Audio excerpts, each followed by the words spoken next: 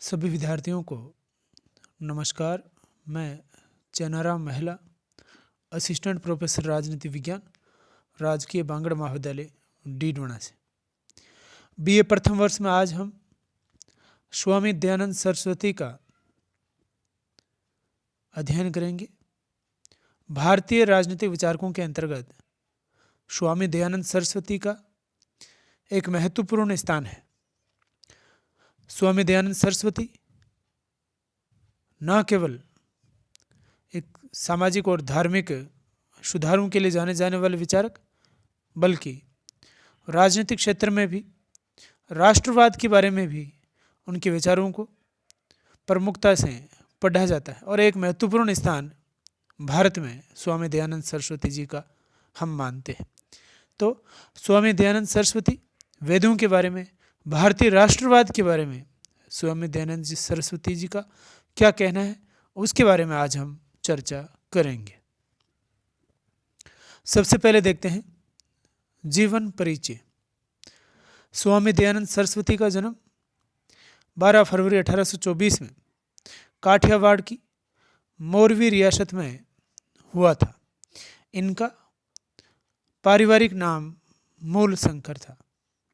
तो प्रारंभ में उनका नाम मूल शंकर था और बाद में जाकर के उन्हें स्वामी दयानंद का नाम मिला। उनके पिता का नाम कृष्णलाल और माता का नाम यशोदा देवी था। उनकी माता का उन पर गहरा असर था।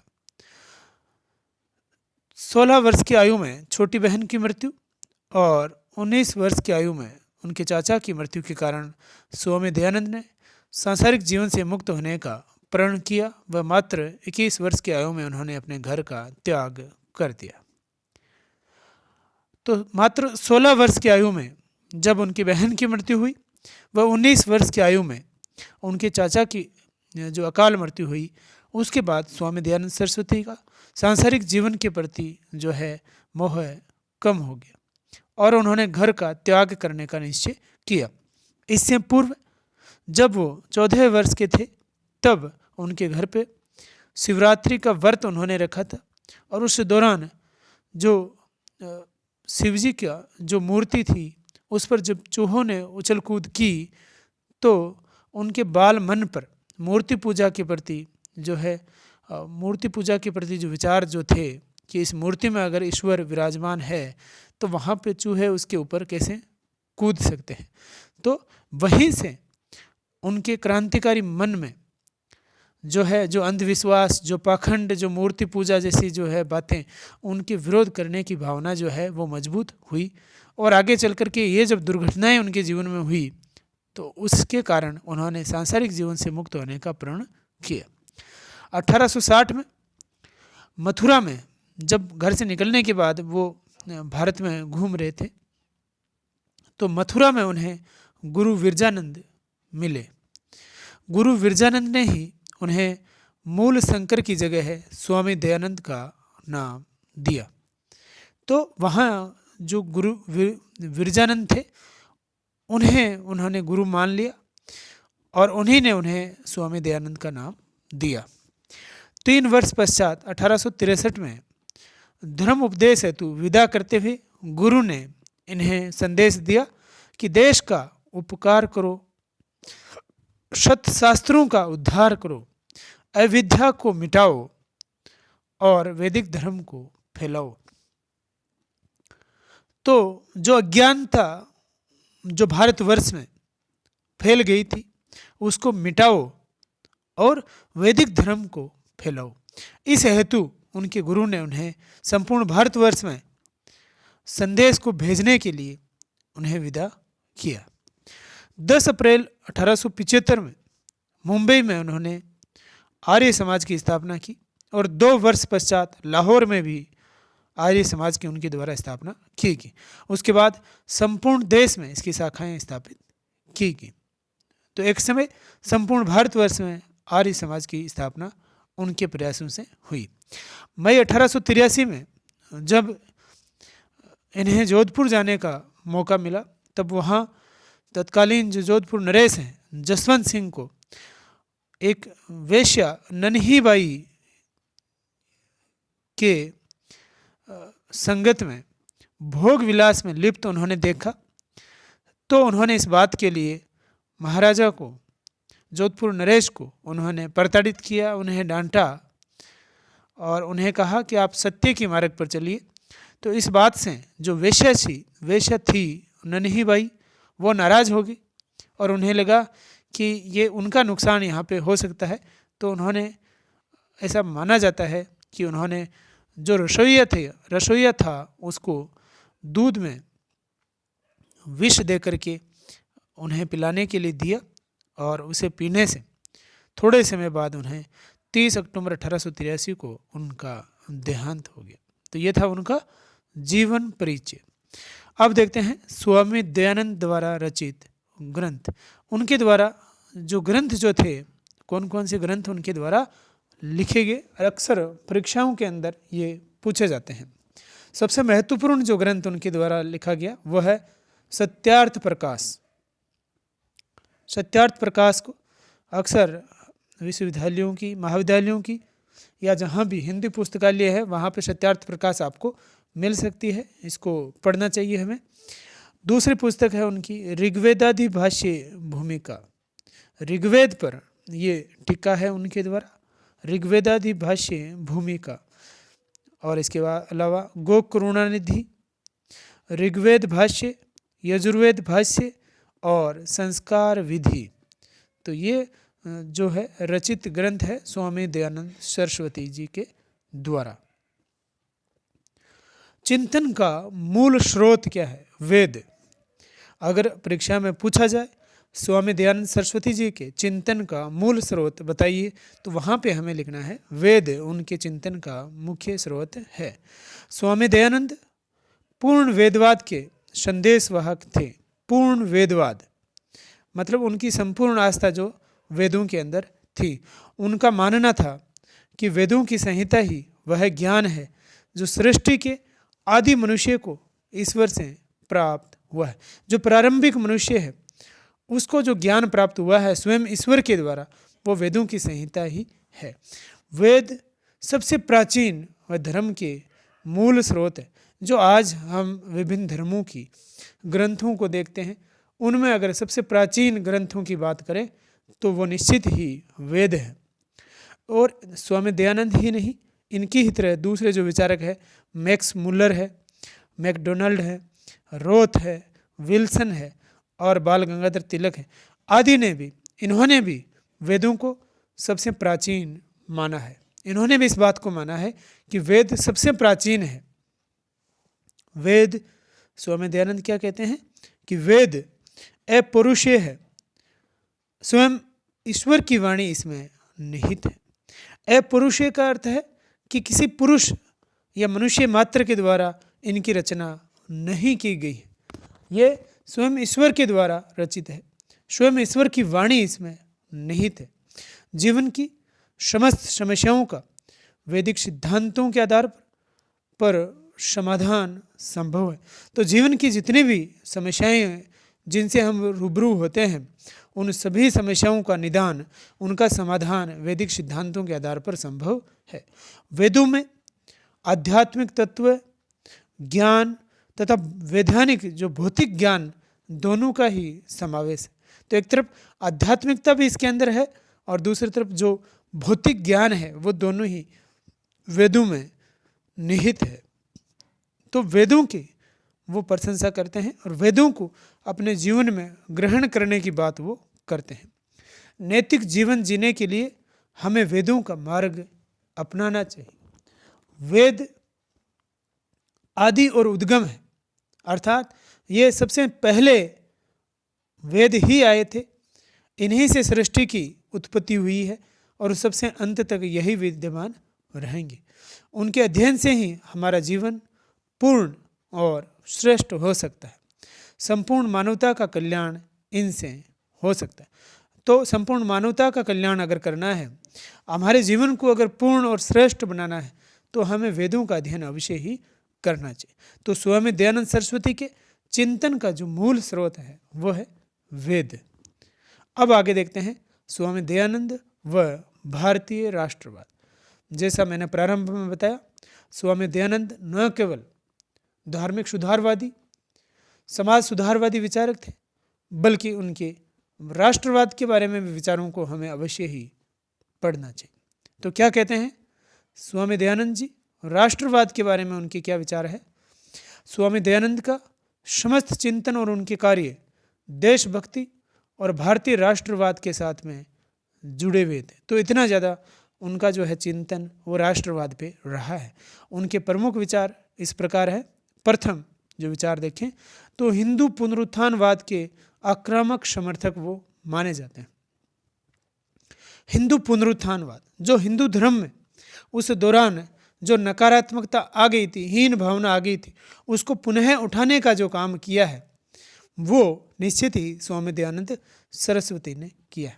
स्वामी दयानंद का मानना था कि कोई भी देश स्वाधीनता के लिए, उस दौरान चूंकि देश पराधीन था, तो उनका मानना था कि कोई भी देश स्वाधीनता के लिए तभी संघर्ष कर सकता है जबकि देशवासियों के हृदय में स्वधर्म और स्वदेश के प्रति स्वाभिमान का भाव।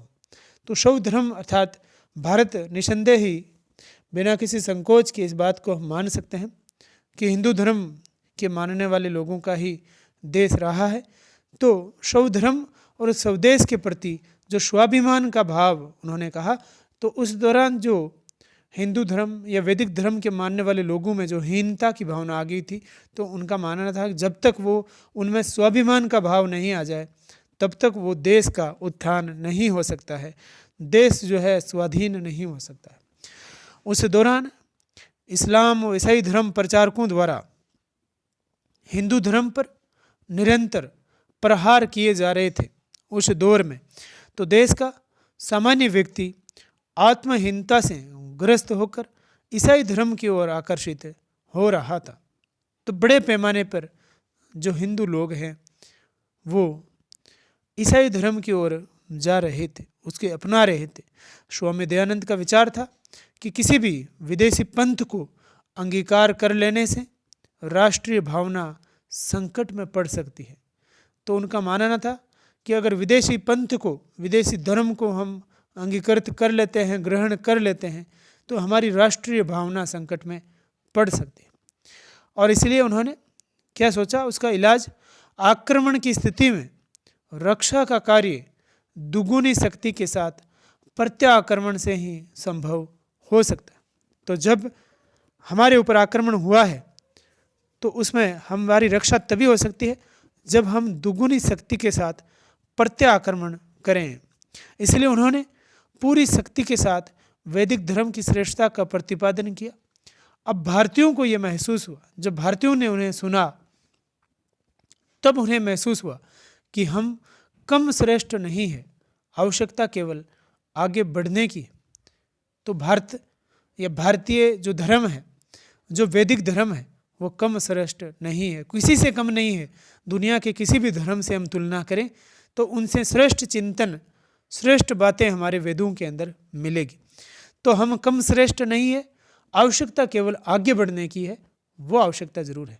दूसरा जो राष्ट्रवाद के बारे में उनका विचार है वो है विवेक शून्य अंधविश्वासों और परंपरावाद के विरुद्ध संघर्ष। स्वामी दयानंदवाद, जो स्वामी दयानंद जी जो थे वो एकेश्वरवादी थे, सर्वशक्ति संपन्न चेतन परमेश्वर के वो पूजक थे। उनका मानना था कि मूर्ति पूजा न तो वेद सम्मत है और न ही कोई धार्मिक कार्य। तो एकेश्वरवाद अर्थात ईश्वर एक ही है, तो वो मूर्ति पूजा में विश्वास नहीं करते थे और उन्हें वेद सम्मत भी, वो कहते थे वेदों में कहीं भी मूर्ति पूजा का उल्लेख नहीं मिलेगा आपको, और ना ही वो कोई धार्मिक कार्य है। यह मात्र एक अंधविश्वास है। इसी तरह बाल विवाह, विधवा विवाह निषेध, महिला वर्ग की अशिक्षा, पर्दा प्रथा, समुद्री यात्रा निषेध आदि का भी स्वामी दयानंद ने प्रबल विरोध किया था और उन्होंने शक्तिशाली समाज के निर्माण पर बल दिया था। तो उस दौरान जो भी कुरीतियाँ, जो भी अंधविश्वास प्रचलन में थे, उन सब का उन्होंने विरोध किया और शक्तिशाली समाज के निर्माण पर उन्होंने बल दिया। तीसरा देखें बिंदु तो वह व्यक्तिक व सामाजिक चरित्र निर्माण पर बल दिया, संदेश दिया कि व्यक्ति अपना भी विकास करें और समाज का चरित्र का भी निर्माण करें। स्वामी दयानंद भारतीय चरित्र की दुर्बलताओं को देश के पतन के लिए उत्तरदायी मानते थे। तो भारतीय चरित्र में जो दुर्बलताएं हैं, जो आज भी हम देखते हैं हमारे समाज में, व्यक्तियों के अंदर, जो मनुष्यों में या राजनेताओं में जो नैतिक चरित्र में जो गिरावट आ रही है, उसकी वजह से ही हमें भ्रष्टाचार या देश की जो सीमाएं हैं उनके प्रति जो आज जो हम देख पा रहे हैं कि विदेशी जो है वो चीन हो या पाकिस्तान हो, उनकी तरफ से लगातार आक्रमण हो रहे हैं। तो वो हमारे देश के अंदर बैठे लोगों में नैतिक जो दुर्बलता है उसकी वजह से ऐसा हो रहा है। पारस्परिक हमारी फूट के कारण हो रहा है। पारस्परिक फूट, धार्मिक भेद, शुद्धता का अभाव, शिक्षा की कमी, बाल विवाह, असत्य आदि के कारण भारत का पतन हो रहा था। उन्होंने भारतीयों को अपने व्यक्तित्व और सामाजिक चरित्र को सुधारने पर बल देने के लिए आह्वान किया। तो व्यक्तिक व सामाजिक चरित्र निर्माण का संदेश। चौथा जो बिंदु है वो है निर्भीकता और कर्तव्य पालन का संदेश। स्वामी दयानंद का मानना था कि निर्भीकता ही मानव अधिकारों की प्राप्ति का आधार है। तो निर्भीक होना चाहिए व्यक्ति को, अपने हक की बात जो है, न्याय के लिए उसे डरना नहीं चाहिए, और जो भी है उसके सामने जो अगर आप सही हो तो निर्भीक होकर के अपनी बात कहना चाहिए। निर्भीक व्यक्ति न्याय व सत्य की रक्षा के लिए सदैव प्रतिबद्ध रहता है। तो अपने अधिकारों के लिए हमें डरने की आवश्यकता नहीं है। पांचवां बिंदु देखें तो स्वतंत्रता के प्रति तीव्र अनुराग। स्वामी दयानंद ने व्यक्तिक व राष्ट्र दोनों की स्वतंत्रता पर बल दिया। मानसिक पराधीनता को वह सबसे घातक मानते थे। तो व्यक्ति खुद भी स्वतंत्रता महसूस करे और राष्ट्र की स्वतंत्रता भी मिले। मानसिक स्वतंत्रता से ही राष्ट्र की स्वतंत्रता आ सकती है, ऐसा उनका मानना था। उन्होंने मार्टिन लूथर की भांति जो यूरोप में जो कार्य मार्टिन लूथर ने किया वही काम उन्होंने भारत में किया। मार्टिन लूथर की भांति हिंदुओं की आत्मा को स्वतंत्रता के लिए प्रेरित किया। उनके मन में भारत के प्रति गहरा अनुराग और प्रेम उनके मन में था भारत के प्रति। वह भारत को आर्यावर्त अर्थात आर्यों की भूमि तथा पारसमणि का देश व स्वर्ण भूमि मानते थे। तो भारत को पारसमणि का देश और स्वर्ण भूमि मानते थे। तो भारत के प्रति उनके मन में गहरा अनुराग था। उन्होंने कहा, क्या कहा है उन्होंने, विदेशी राज से चाहे वे कितना ही अच्छा क्यों न हो, विदेशी राज चाहे वो कितना ही अच्छा क्यों न हो, स्वदेशी राज चाहे उसमें कितनी ही त्रुटियां क्यों न हो, अच्छा है। तो विदेशी राज चाहे कितना ही अच्छा क्यों न हो, उससे स्वदेशी राज जो है वो उसमें चाहे कितनी ही त्रुटियां हो, अच्छा है। तो यहाँ पता चलता है कि वो स्वतंत्रता के प्रति कितने ज़्यादा वो कोशिश कर रहे थे या उनके मन में स्वतंत्रता का विचार था। छठा बिंदु देखें तो वह है देसी भाषाओं को प्रोत्साहन व संपर्क भाषा के रूप में हिंदी भाषा पर बल। स्वामी दयानंद ने सदैव देसी भाषाओं को प्रोत्साहित किया व संपूर्ण देश को जोड़ने वाली भाषा के रूप में हिंदी भाषा को उन्होंने मान्यता दी। तो गुजरात से आने के बावजूद उन्होंने हिंदी भाषा को प्रोत्साहित किया। स्वयं अपने ग्रंथ उन्होंने सत्यार्थ प्रकाश की बात हो उसे हिंदी में लिखा और वेदों के जो भाष्य उन्होंने लिखे वो भी हिंदी में लिखे। उन्होंने हिंदी को राष्ट्रीय एकता का माध्यम बनाया। तो संपर्क भाषा के रूप में हिंदी भाषा का महत्व वो जानते थे और राष्ट्र को एक करने के अंदर राष्ट्रीय एकता का माध्यम बनाने में उनका मानना था हिंदी एक बहुत बड़ी भूमिका निभा सकती है। अगला बिंदु है स्वदेशी के प्रयोग पर बल। स्वामी दयानंद ने स्वदेशी के प्रयोग पर बल दिया, खादी के प्रयोग पर उन्होंने बल दिया, उन्होंने देसी उद्योगों के विकास की आवश्यकताओं पर बल दिया। तो स्वदेशी के बहुत बड़े वो समर्थक विचारक थे। उन्होंने स्वधर्म, स्वभाषा, स्वदेशी और स्वराज्य की बात उन्होंने कही। तो स्वधर्म हो चाहे वो स्वभाषा हो स्वयं की, और स्वदेश की बात हो या स्वराज की बात हो, उन्होंने सभी का समर्थन किया। दलितों उद्धार अंतिम बिंदु है। दलितों उद्धार तथा जाति प्रथा का खंडन। स्वामी दयानंद ने छुआछूत के विरोध और दलितों उद्धार पर बल दिया।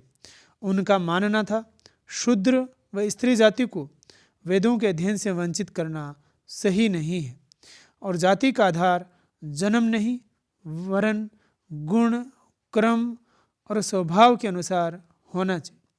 तो जाति का आधार जो है वो जन्म के स्थान पर गुण और क्रम और स्वभाव से उन्होंने माना है।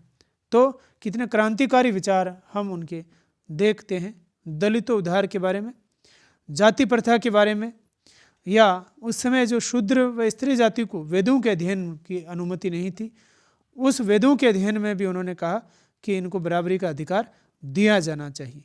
तो ये उनके विचार हैं। राष्ट्रवाद के बारे में स्वामी दयानंद सरस्वती और चिंतन का मूल स्रोत वेद, स्वामी दयानंद सरस्वती का जीवन परिचय और उनके द्वारा रचित ग्रंथ। तो ये था स्वामी दयानंद सरस्वती। धन्यवाद।